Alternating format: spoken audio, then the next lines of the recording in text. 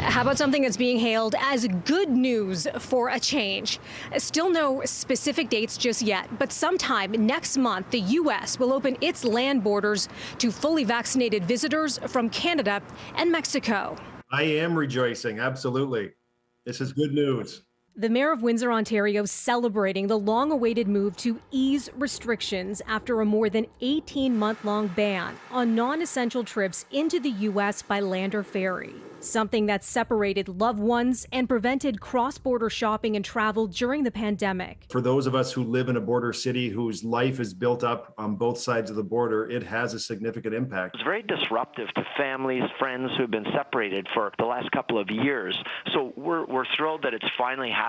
The mayor of Niagara Falls says there are still some lingering questions, though. Like, will the nearly 4 million Canadians who received mixed doses of 2 different COVID vaccines be eligible to cross the border? It's unclear when they'll get an answer. Relief for other immunized Canadians, though. On Friday, the CDC said the U.S. would accept the use by international visitors of vaccines authorized by U.S. regulators or the WHO.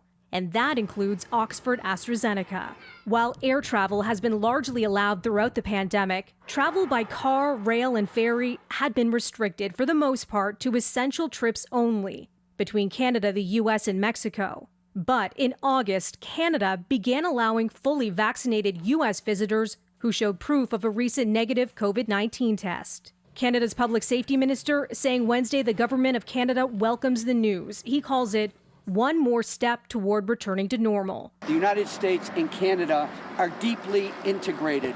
New York Congressman Brian Higgins, who's been pushing loudly for the reopening, says strong vaccination rates in Canada made the continued border shutdown absurd and unjustifiable. We are trading partners, we are friends, and for the first time in 19 months, we are going to be reunited. Looking further south, Mexico's president pleased with the update.